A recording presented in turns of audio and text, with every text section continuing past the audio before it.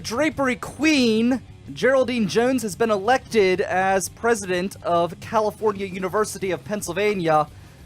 My alma mater makes me want to cry.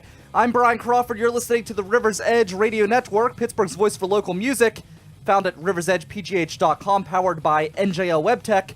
Honest, practical, and affordable. Go to njlwebtech.com for all your web servicing needs. Geraldine Jones. Why is she the Drapery Queen? Well, if you're a longtime listener of this program, you'll remember we talked about this story a little bit. Just recently, just last year actually, she spearheaded a movement to renovate the president's private apartment at California University. It's attached to Old Main, a beautiful old building. And they spent an estimated cost of $1 million renovating this apartment. What's the big deal, you ask? Well, the same year that they spent $1 million renovating an apartment, they laid off staff, they rose tuition, all sorts of other issues. $1 million to renovate this place, and you will get all the detractors, all the people who were a supporter of hers, of Geraldine Jones, and of the remodel. They pout and they go, well, it was a grant, and if we didn't use the grant, it would go away. Why would you want to let that money go away? She's such a nice lady. Well, only part of the money was from a grant. That argument is misleading. None of the labor was covered under that grant. They used university employees and university resources to actually build the... there's a damn gnat in this studio. It's flying in my face. They used actual university funds to implement the equipment and the money that they got from the grant. Furthermore, in a year that they laid off employees, in a year that they rose tuition, part of the remodel included $30,000 in drapery. That's why she's the Drapery Queen. You can't just throw money around like that at a time when your university is struggling, at a time when you're raising tuition on your students. And on top of all of this, Cal U, with their new president, she's been the interim president for a number of years now. With that going on, the faculty across the state system has gone on strike.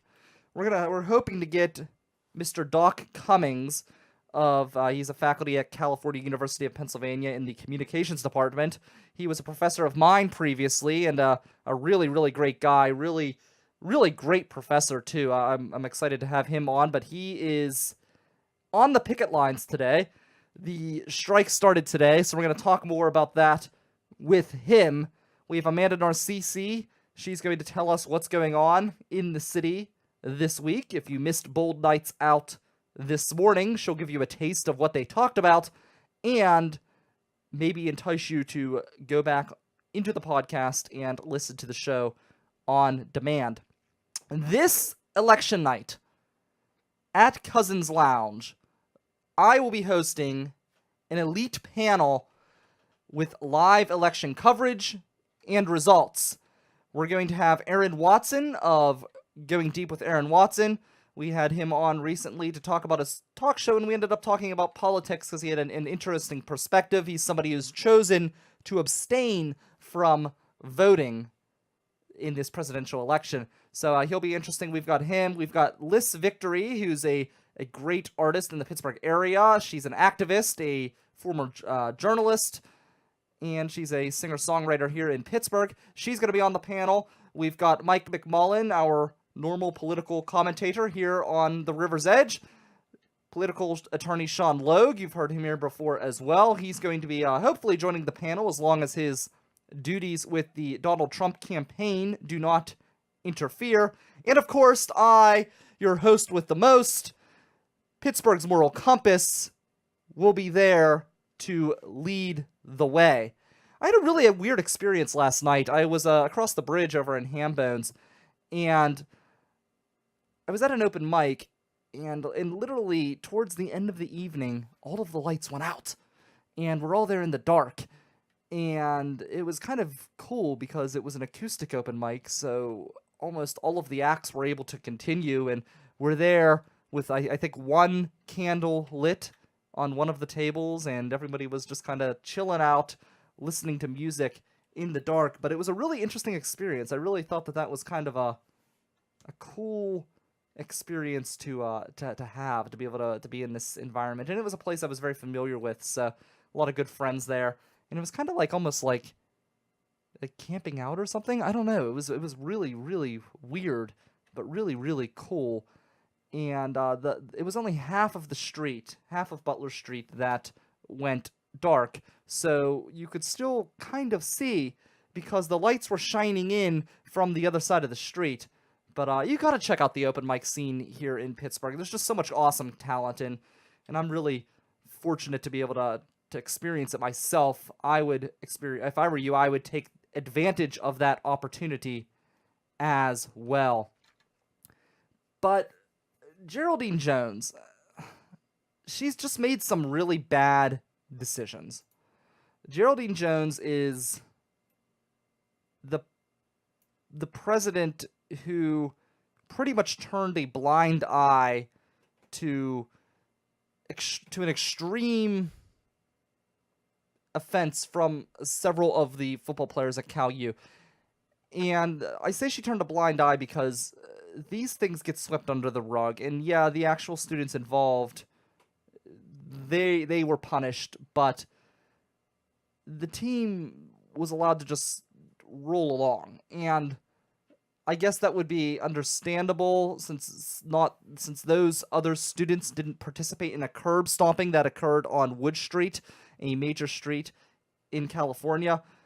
But just before that, 2 hockey players on the hockey team sold weed, and they suspended all 3 teams, including the women's team, and there were no women involved.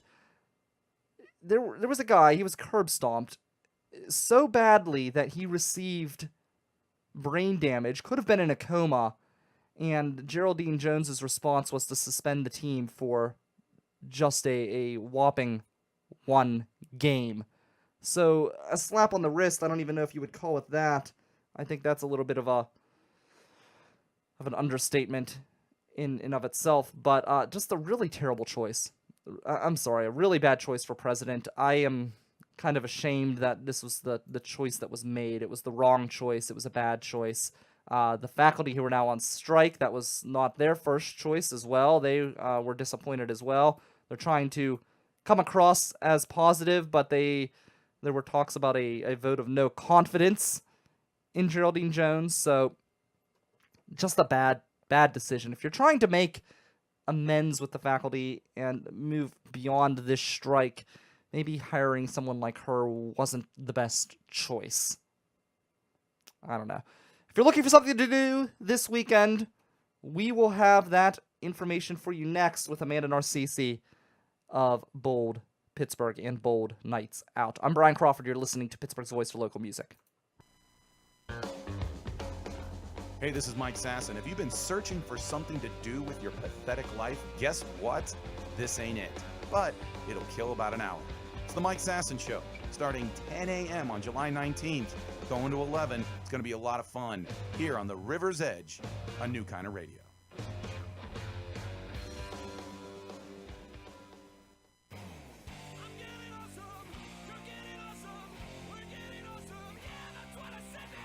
Hi, I'm Mike Storer, host of the Awesome Cast, which you can hear right here on River's Edge Radio. We're talking tech, getting geeky every week with people from Pittsburgh in the industry. Go check us out, awesomecast.net, or listen to us right here on River's Edge Radio, Thursday mornings, 8 a.m. after Funny Money. All right, that was Claymore that we just came out of the break with. Hammer of the Gods, good stuff there. And also good stuff on Amanda Narcisi. We have her over the phone. Amanda, how are you? Good morning. How are you guys, everyone out there in Pittsburgh land today? I'm well. We were just talking before I brought you in about the blackout, and the beginning of today's show actually talked about that. I was at an open mic in Lawrenceville, and the blackout hit, and we were just playing in the dark. Oh, that sounds like actually fun. It was very cool. Yeah, somebody brought out a little candle. The manager was there. He had his flashlight from his phone going onto the stage, and it was a good time.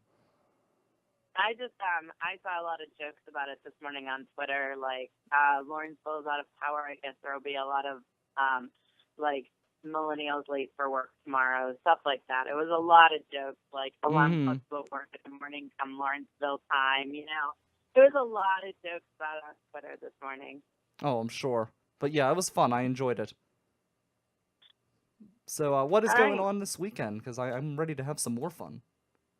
Okay, so Wiggle Whiskey is having their Apple Whiskey Weekend. So we have 3 events, 2 at the Barrel House and 1 at the distillery. Sundays at the distillery. Friday and Saturday are at the Barrel House. All events are free. The Saturday one is 6 hours long. Wow. It is apple whiskey cocktails, apple bobbing, food truck, and just crafts, like fun activities, all to celebrate apple picking. So, Friday nights they're going to have somebody dressed up as Johnny Appleseed, so you can have your picture taken with him.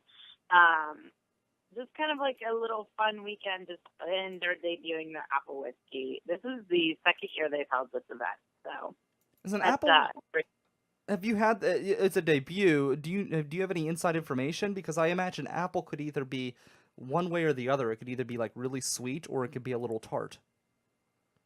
It is more of a soury whiskey. From what I remember, I tried it last year. I didn't get to try it yet this year. It's a little bit more of a soury, puckery kind of whiskey, which is more tart, obviously, but not as sweet because of the rye and everything takes down that sweetness. I did not get to try it, like I said, for this year. However, I did get a little sample this week of their special batch that they called them Bicentennial Monongahela Rye. Oh, okay. There was only $200 bottles made. 200 bottles done by Bill Peduto by hand. So he actually sat there with a marker and signed all these bottles. Mm-hmm. The casks, the barrels were picked by the Bicentennial team for Pittsburgh Bicentennial. And then they had one celebration, 200 bottles gone. Wow. But we got to try a sample this week at a press conference for the rest of the Bicentennial celebrations for the rest of the year, and it was amazing. It was really, really, really powerful. It was a really, really proof whiskey.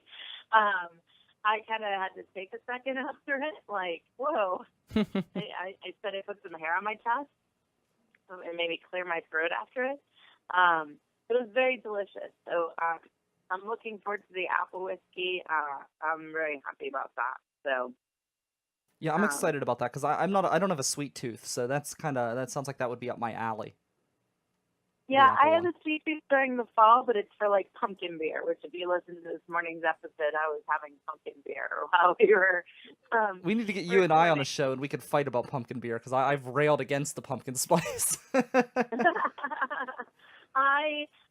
It's my only time of year that I give into it, and then I'm sick of it by November 1st, and I've moved on. So this is the only time I enjoy it. I think my point is fair. I'm not necessarily anti-pumpkin spice. I'm anti the craze that has kicked Oktoberfest out of the bars.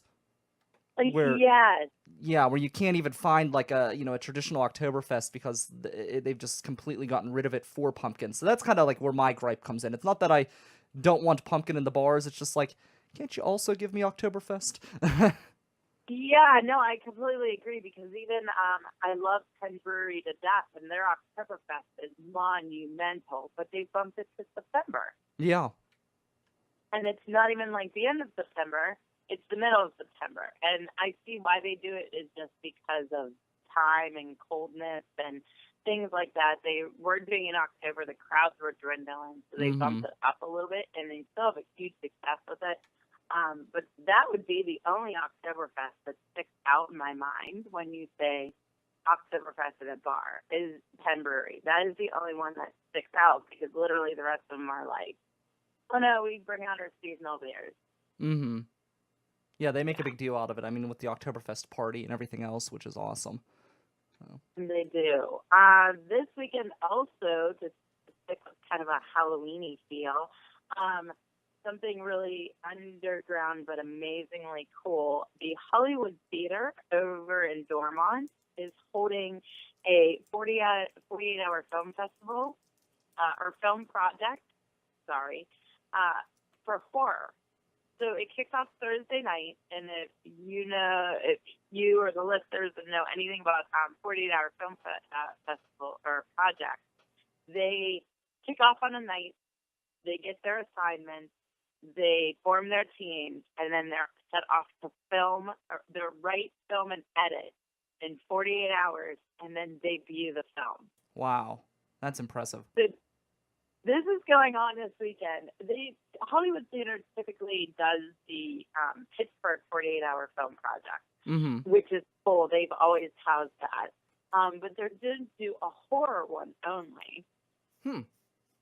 So I think instead of giving them a genre, because typically on the kickoff, your team is given a genre and a line, like that you have to use in the show, in the film.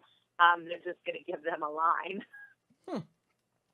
Or maybe a prop, like a weapon or something. I don't really know the specifications. I thought it was really kind of cool that they're just doing a horror one. And it's something that the Hollywood is infamous for, is working with 48-hour film projects. So I'm very excited that they're just doing a horror one this time around. Yeah, that would be cool. That's something I would like to see. That theater is really cool. They do a lot of interesting things.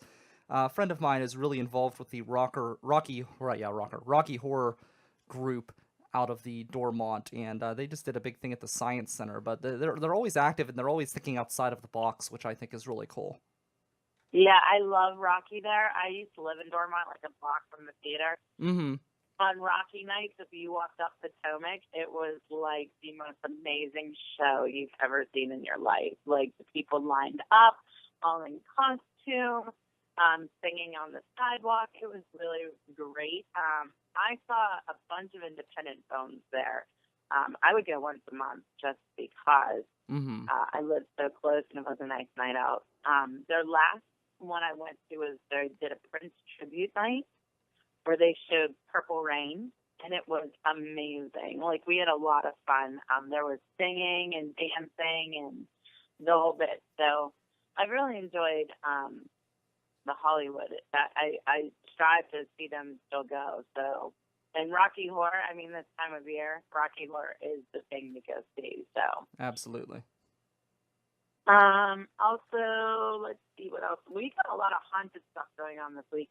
21 and plus at the Soldiers and Sailors Museum, I guess is what it is, out in Oakland. So they're actually doing a tribute to the Silence of the Lambs Thursday night. Oh, that's cool. Yeah, they're going to actually do some reenactments of the cage scene and some other stuff, and there'll be cocktails and everything. Also, on top of that, the Museum of Natural History is also doing their 21 and plus night this weekend called Night of the Vampire. Very cool. So those are really great. They're not expensive tickets. They're each $10. Oh yeah, that's nothing. So that's a. So yeah, I think those are really, really affordable. And that's about it. There's a couple other things, but I won't give them all away so everybody listens to Yeah, you gotta check out Bold Nights Out. It'll be on demand before noon today, so you can go to riversedgepgh.com. You can go to boldpittsburgh.com, iTunes, Google Play, TuneIn Radio, all of that good stuff. And speaking of horror, don't forget to check out the Culture Cruises Scarehouse trip. The Scarehouse tickets, they are still available. No one has gotten the catchphrase right yet, so listen to the show, find the catchphrase. Oh, no. Yeah, tweet us and at RiverTalkPGH or at River's Edge PGH, and you can get those RIP tickets in your hand. So, Amanda, thank you very much. Thank you, everyone. Yep, that's Amanda Narcisi. Don't forget, you can read everything that she has going on at boldpittsburgh.com. I've got a weird news story here that I think is hilarious. Let's cue that up.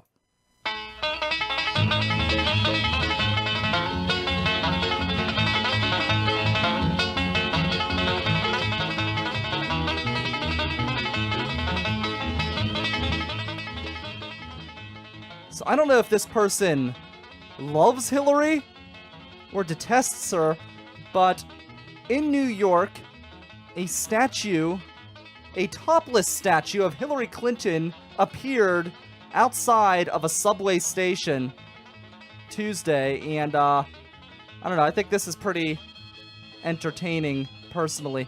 This statue, it's very descriptive, it's very depictive, and let's pull up the article here. It says, a statue of topless Hillary Clinton, this comes from Yahoo News, appeared outside a subway station Tuesday, prompting a tussle after one woman purposely knocked it down and sat on it to prevent others from picking it up.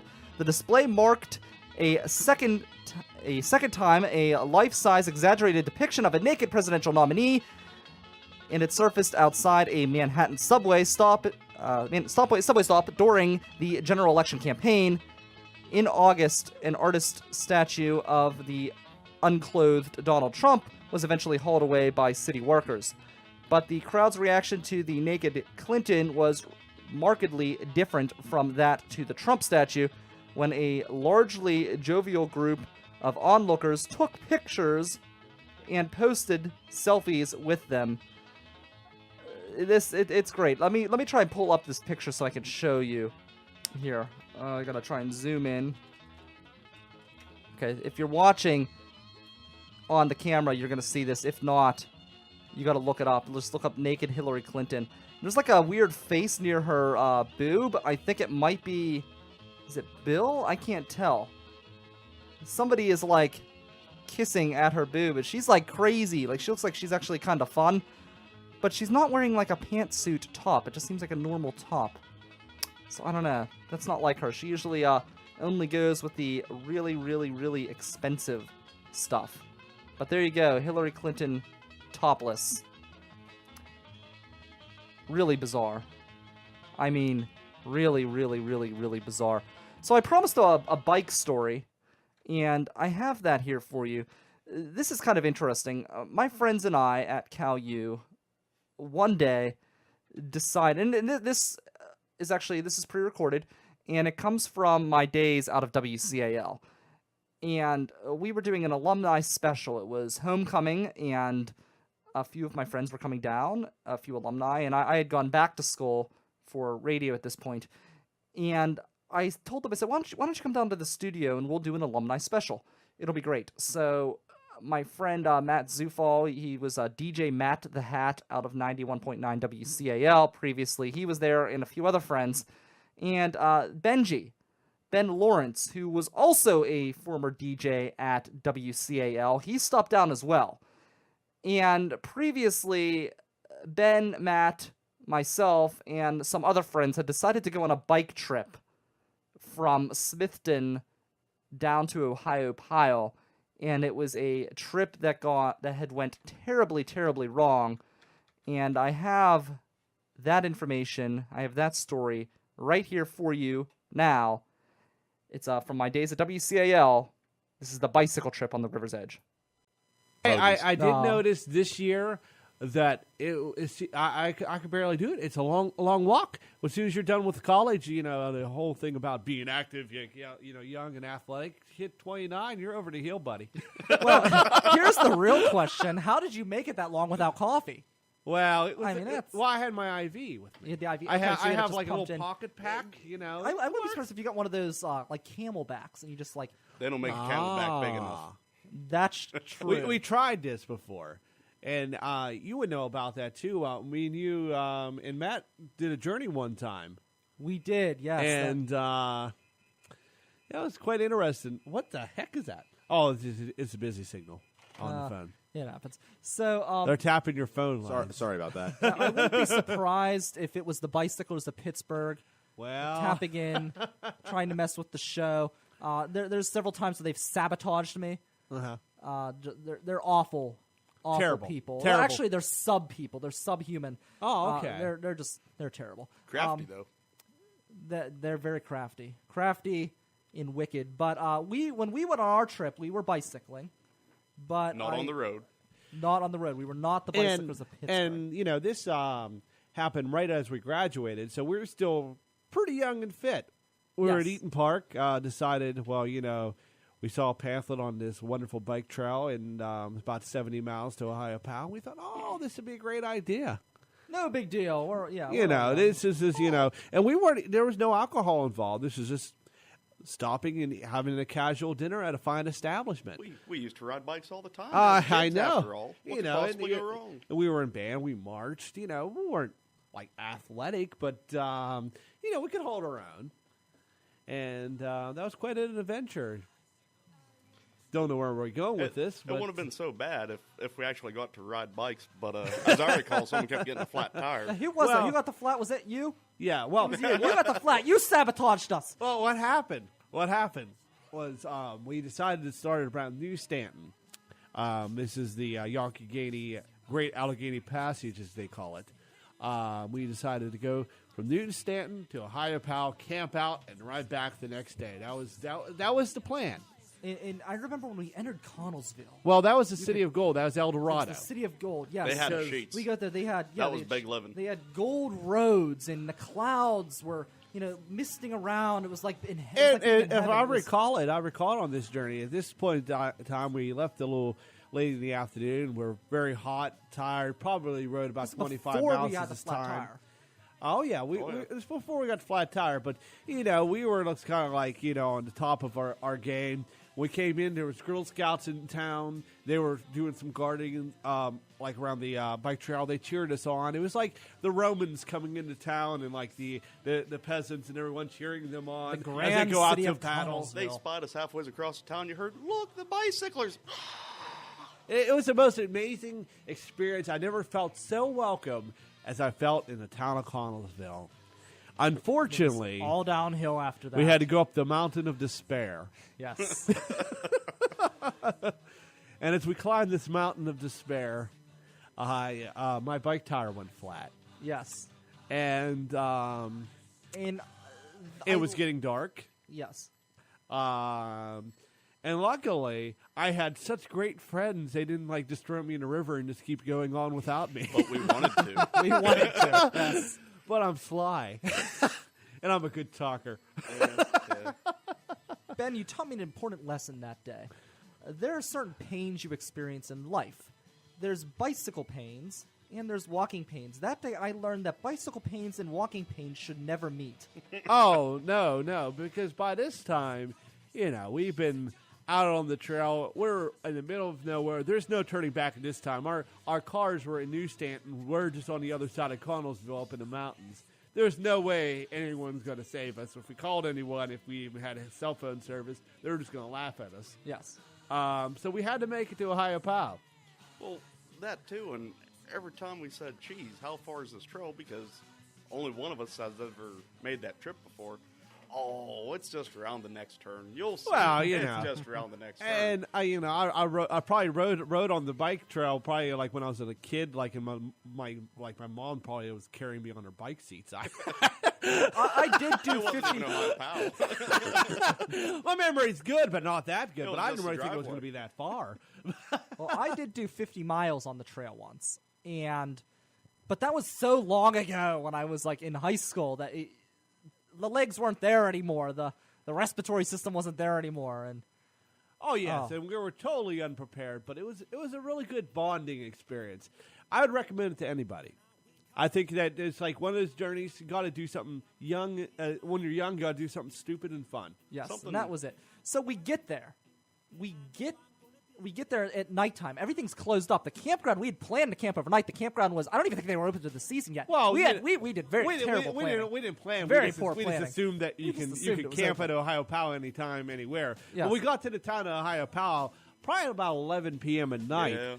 And by that time, we were just like chilling out the little train station there, the little tourism thing. And What used to be a train station.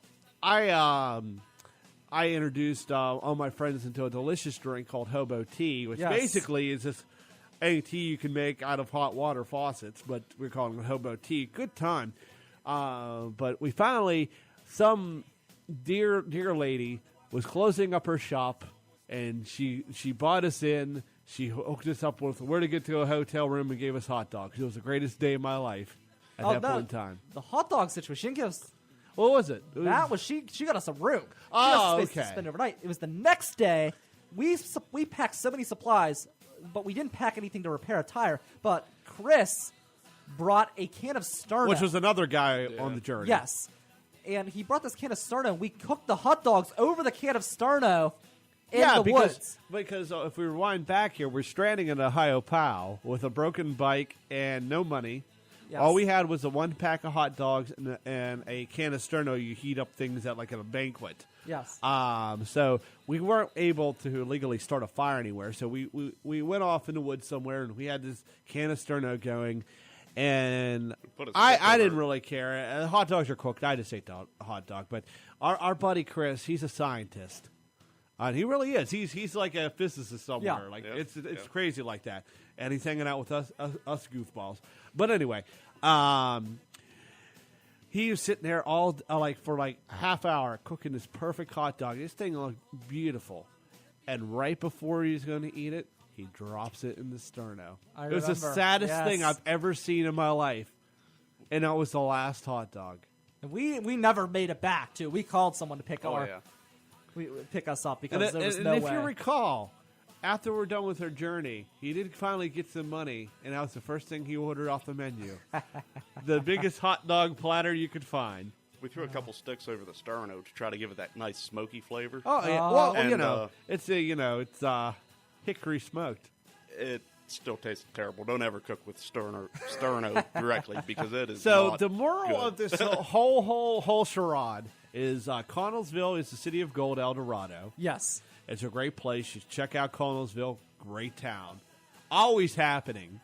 But anyway, and never, ever, ever, ever go on a bike trip with me, ever, because something will happen and you'll have a flat tire. But it's always going to be a good time. And if you ever cook a hot dog over Sterno, don't take your time because it's going to fall on you. No matter what you do, it's just going to be sad. It's going to end It's bad. sad. It's going to end bad. All right. So that just kind of goes to show you that despite all of the troubles, there are some really great memories, and you meet some of the most interesting people of your life at school, at the university. And Cal, you definitely has some really great people that you do meet there. One person that I met that is another great person. We have Dr. Cumings here, Rick Cumings, over the phone, and you just got off a shift picketing for the teachers union, correct? Correct. So how was that? How was that experience? I know you guys you're on strike now. Today is the first day of the strike. Is that correct? First day of the strike, yep. And it's historic because our union has never, ever gone on strike. So this is the first for our union, but for me also personally. Never done that before. So I didn't know what to expect. And it was better than I expected, actually. And in what way? Just the response that we got. A lot of people that drove by either honked or waved or whatever. Some that were not attached to the university. We had a couple other delivery people who stopped by and said, "Look, I'm union. I will not cross your line." And they did not. They were making deliveries or dealing with gas issues or something, and they, abided by our picket line. We thought, that's pretty cool. we appreciated that support. That is very cool. And I know you guys have been without a contract for some time, correct? Well, 15 months we've Mm-hmm. been without a contract, but they were negotiating months, before the end of the last contract. So it's been about 2 years of negotiation, and it came to this. Wow. So, what's the next step? How do you guys come to a reconciliation between the state system and the APS-CUF? Well, good question. I know that they were negotiating finally when the other side finally came to the table. They negotiated Friday, Saturday, Sunday, a little bit yesterday, I found out. There were some concessions made on both sides, but not enough on a couple of substantial issues to make us say, sure, good enough. So we have made the offer back to Pashi to say, we'll be happy to return to the table if you want us to. And to this point, I have not heard a response. That's our next step, is to try to set up and continue negotiations. They found out we're serious. We would be willing to stand up, go on strike. And so the next step's really kind of up to them, see what they want to do. What is the holdup? I know there's some issues with healthcare benefits, some issues with pay. What do you think is the primary issue that's holding up the progression of the negotiations? Do you think it is the pay issue or the benefits? Well, I mean, pay is really not that big an issue. Mm-hmm. I mean, the initial proposal of 0% and 0% and 0% for the first 3 years, and then maybe 1% in the fourth year, obviously was not acceptable because no union got that. Other unions at our university got much more reasonable offers than that. So we were confident that they would come around to something more reasonable.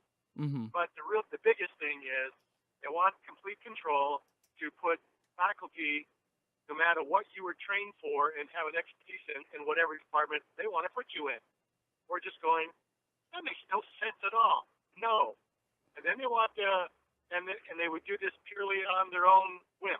They want to take full department, move them from one school to another school completely at their own whim. And we're saying, no, you won't do that. And the last thing one of the biggest things is they want to treat our adjuncts, which is the part-time temporary faculty, who are already at the lowest salary rung. They want to cut their salary by 20% and increase their load of teaching. And we're just saying, no. I mean, they're the weakest part of our group. No, you are not going to treat our weakest part like that. So we're standing up for those things, really. Those are the things that are holding us back. Brian Crawford with Dr. Rick Cumings of California University of Pennsylvania. Let me just clarify. The first thing you mentioned there in a list of grievances was it sounded like they were looking to put professors in any department that they wanted, so they wouldn't even be in their department of expertise. Is that correct? Am I understanding that right? That's my understanding too, which obviously makes no sense. No, I'm thinking like as a student, as a former student of Cal U and possibly a future student, I'm thinking, why would I want to have somebody who's got an expertise like you have an expertise in communications? I don't want you teaching me pottery. Like that just doesn't seem to make any kind of logical sense to me whatsoever. It doesn't.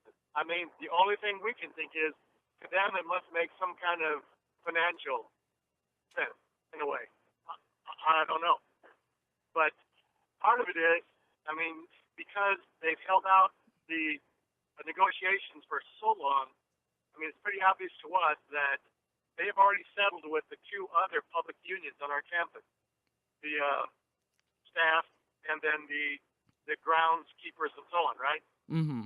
With us, they've been dragging it out, dragging their feet. I think they really want to see they can do away with our union. They've stated that in the past, and they much prefer to just do whatever they want to do without anybody having any kind of disagreement with them. There's no way to do that. Get rid of our union. Why is your union being targeted over the others? That's a good question.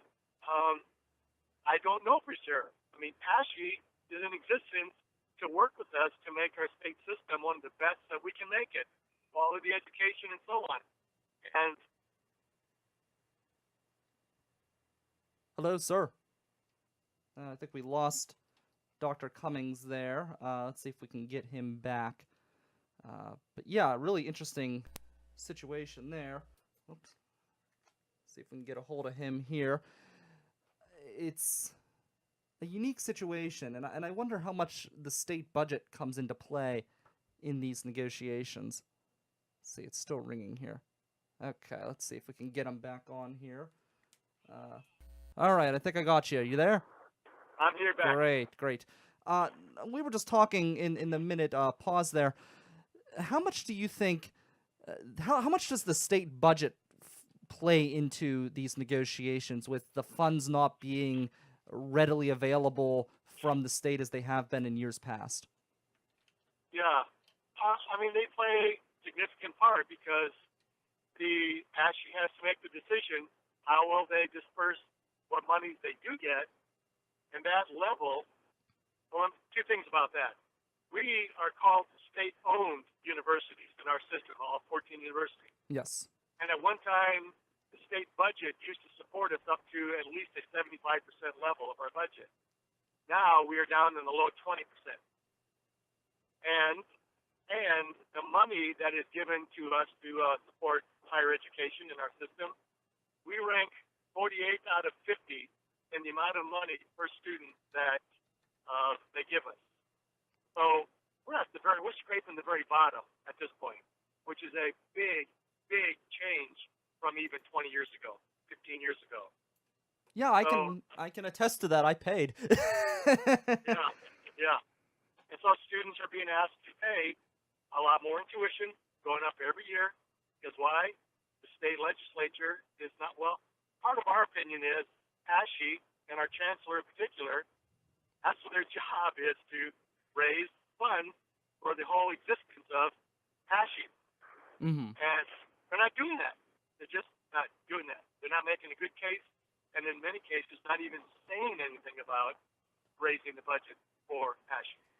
Do you look at things that go on, particularly on your campus, where the administration spent an estimated $1 million to renovate an administrator's apartment, and they're laying off employees, and now you've got a strike on your hands? Do you look at spending situations like that and kind of scratch your head, like you're throwing money into an apartment, but you can't? Well, I mean, the renovation money does not come from the annual budget. There are capital expenses that come out of Harrisburg, which is in a different funding category, is my understanding. Well, anything that deals with building capital expenses projects, that's a completely different animal. mm-hmm. And that's not in the same category of salaries and grounds and academic stuff.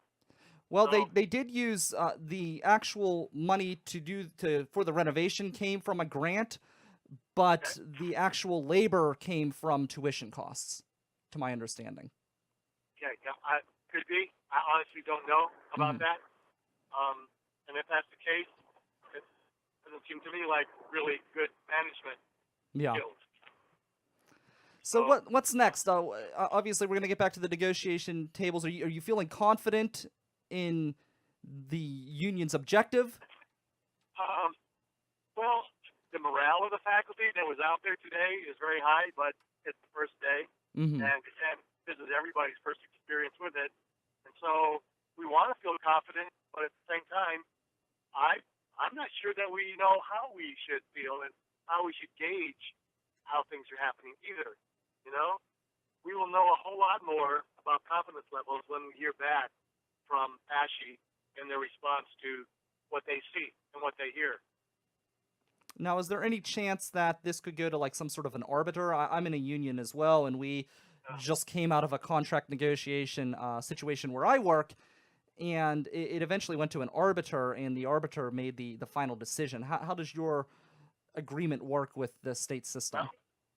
We made that proposal a couple of times to ASHE before the strike situation, and they refused it both times. Wow. So. Yeah.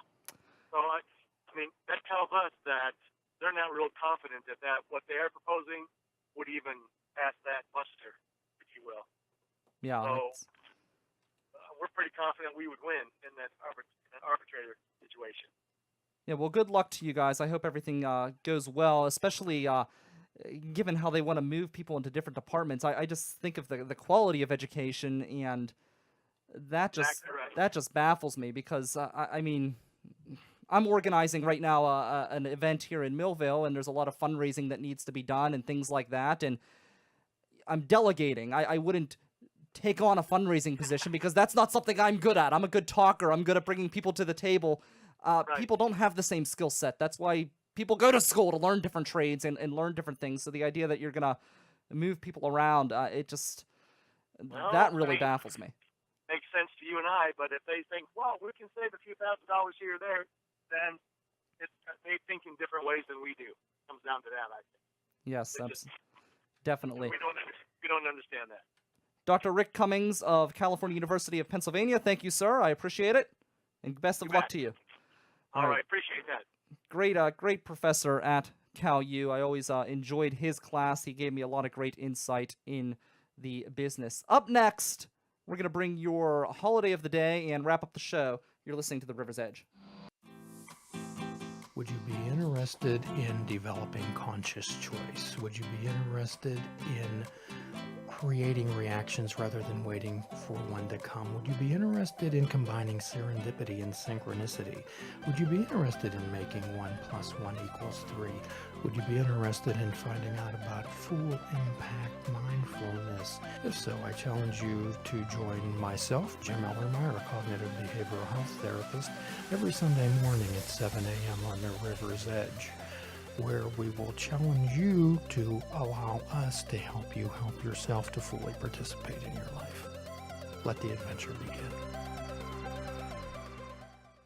Well, here's a shitty situation.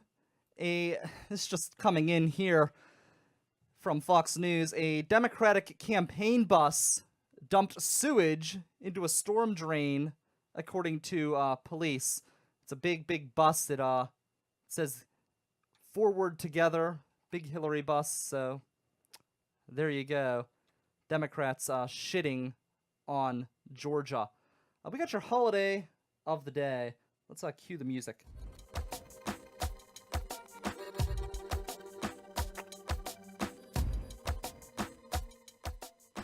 Did you ever hear of a hagfish? Apparently today is National or International Hagfish Day.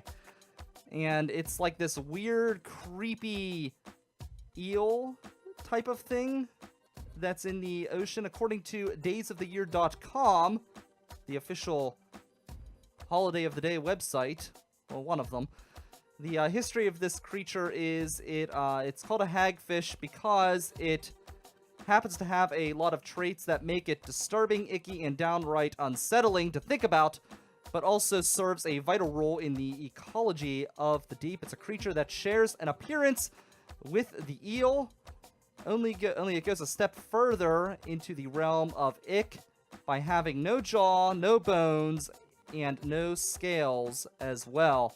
So there's a picture of it. Let me see if I can pull it up here for you if you're watching on the web. There you go. That is your hagfish right there. I'll post the article under the video blog on the Facebook page. If you're listening at riversedgepgh.com, you can check out the hagfish right there.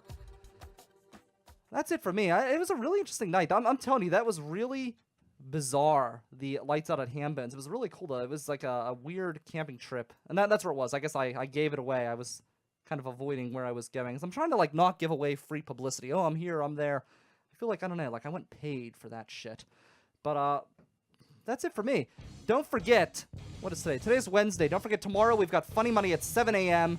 And then Gike's Got Game Friday. Awesome Cast tomorrow after Funny Money at 8. I will be back Friday, and I will be rejoined by comedian Brad Ryan. A blast from the past. Always great to have Brad in studio. So we're going to talk to him. Don't forget, if you missed my interview, if you're joining us late after the show, it'll be on demand, my interview with Dr. Rick Cumings, professor at Cal U. Thanks to him for joining me. Thanks to Amanda Narcisi. And thanks to you for checking out the show. We got local music next. 24 hours a day here at riversedgepgh.com.